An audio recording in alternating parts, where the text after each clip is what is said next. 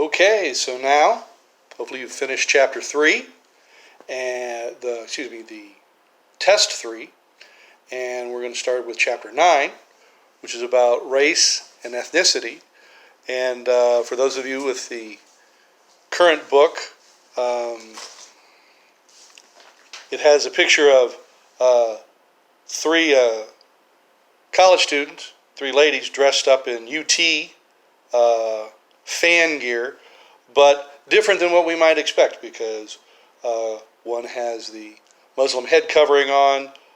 They're not necessarily what you might think of first of when you think of a UT fan, and that's sort of the point of this chapter, is that we're going to be trying to address some of those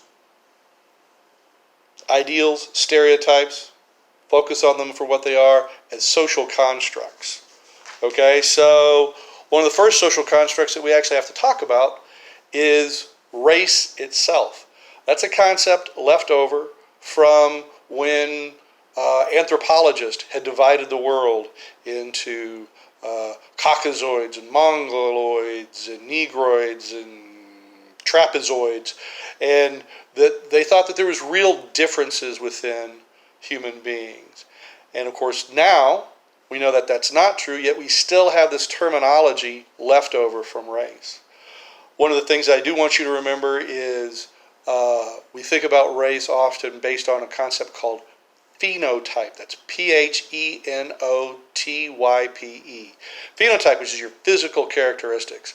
So when people talk about, someone who is blonde-haired and blue-eyed and light-skinned, we don't necessarily leap into thinking Hispanic, even though, hey, Christina Aguilera, she's Hispanic, blonde-haired, blue-eyed, light-skinned. We have to think, wait a minute, Hispanic, that's really a lot of a cultural construct there, and it doesn't have to be a specific look or physical characteristic.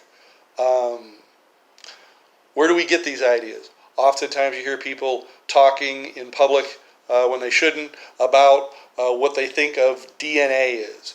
And of course most people have really no idea about DNA. We think we know stuff about DNA.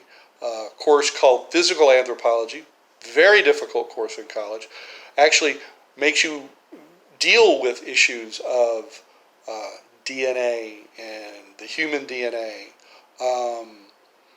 And we find out that things that we give a lot of, focus on, like skin color and hair texture, are all very little parts of the DNA sequence.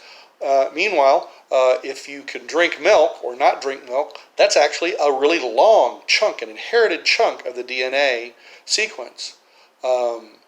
And we think we understand DNA, and we don't. We think that skin color really matters, and it really doesn't. That's not a big chunk of DNA. Being able to drink milk, a big chunk of the DNA. We tend to, probably think about what we call Mendelian ideas of genetics. This was Mendel who, first took from 8th grade science class little pea plants and big pea plants, put them together, and you get medium-sized pea plants. That kind of thinking. What we should use is a term called ethnicity, because really ethnicity does a better job. What ethnicity gives us is the idea of, it's actually really a culture that I'm raised in, a social construct of what I am as identity that matters, not necessarily the idea of appearance, even though we tend to judge on appearance. So why is that important? Well, because let's say my background is I'm from Laos, and you know what? If I'm like one of Angelina Jolie's kids, I was adopted. They would take trips. Instead of bringing home snow globes, they brought home kids. And one of the kids they brought home he was from Cambodia, and they raised him in Southern California. And if you see a picture of this kid, he's 20 years old now, I think. He looks like he's probably of Asian background, but he's not in touch with his ethnic background that much because, you know what, he wasn't raised in that culture with that ethnic identity being prevalent to him.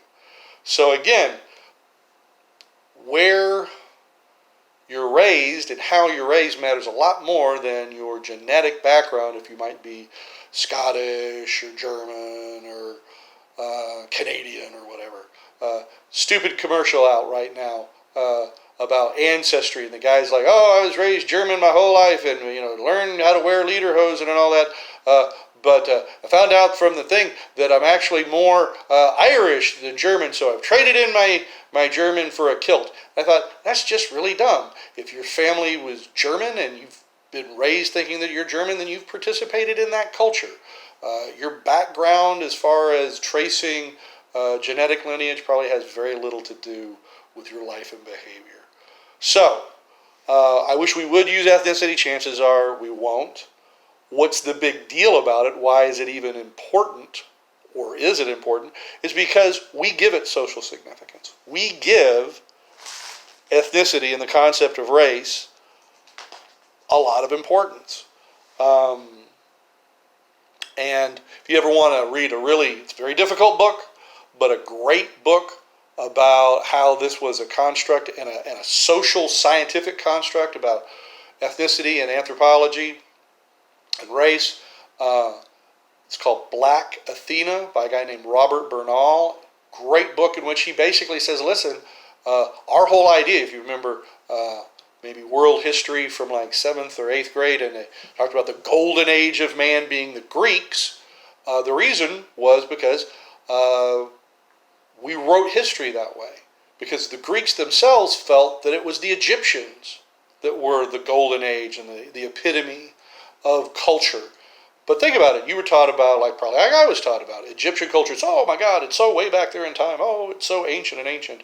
When in fact, actually, Egyptian society was going on at the same time as Greek society, as Roman society.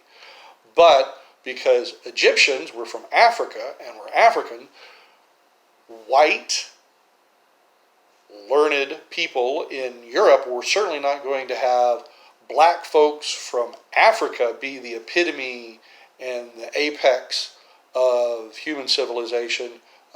We got to have a European group, and we should make it the Greeks, even though the Greeks freely admit they borrowed their gods and a lot of their structure of their society from Egypt themselves. So, concepts that we do need to talk about. Dominant and subordinate group. Now, this is important as we enter an age in which numerically a group might not be the minority anymore. Hispanics will outnumber Caucasians in Texas. But at that day when that happens, that doesn't mean they're the dominant group.